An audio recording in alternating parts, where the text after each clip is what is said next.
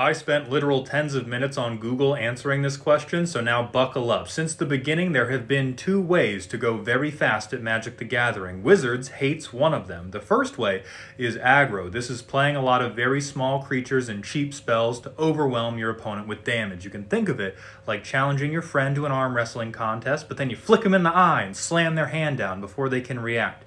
So that's aggro. The other way is combo, and Wizards hates combos. I swear to God, more specifically, they hate combos that look like your turn begins, you take somewhere between 40 and 800 game actions, and then the other person just dies. They don't like it, and so what they do is they ban all your good cards if you can do it. If you girl boss too close to the sun, you get gatekept, and they have a good reason for it. Back in the 90s, they released a set called Urza's Saga, and just like in the lore, that dude really cocked it up for everybody else. This ushered in a period known as Combo Winter. It was a season of competitive play where every single deck was just turn one combo versus turn one combo. The games were decided by who went first. It looked a lot like a modern day Yu-Gi-Oh tournament, and so the game was bleeding people. And so what they do, they banned all the good shit. They banned like over 10 cards or something crazy in the span of a year or two.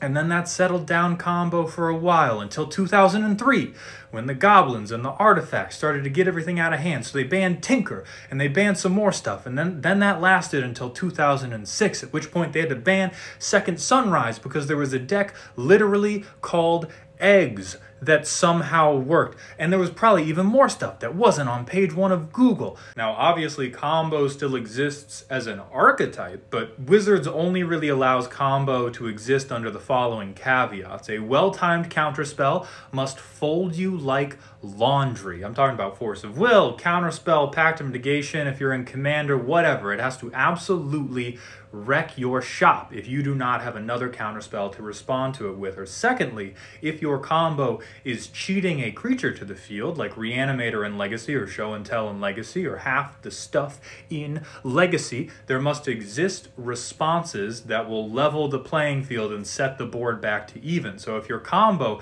does better than that, you're getting banned. Play it while you can. And so by those guidelines, combo is consistently going through a life cycle of having a puncher's chance but being very easily counterable, or being way too goddamn good wins the next ban announcement coming out.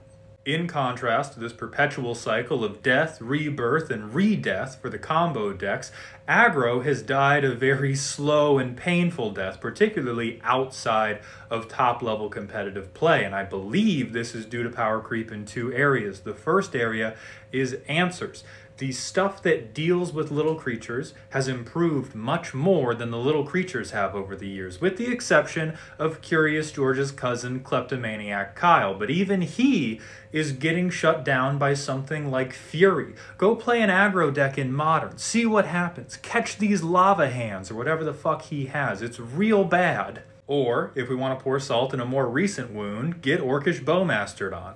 But that's only half the story. The other important place that power creep has happened is the development of what I'm going to name the value dumpy. These are 3 to 5 mana permanents that have very good effects and are resilient to the cheaper types of removal that aggro lists are running, and if any of them happen to stick to the board, they will force the aggro deck to modify their game plan to something the pros typically call getting totally fucked. When you put both of these power creeps together, you are left with a situation in which the non-aggro decks only need to make it 2 to 4 turns to stabilize with one of their value dumpies and take over the game, and they generally have the removal to last that long. And for that reason, most aggro decks don't actually win anymore. The other deck list just loses. And what I mean by that is that aggro is very good at punishing people that keep super greedy hands, slow hands, hands that don't have removal, hands that are 7 lands for some goddamn reason. If you don't believe me,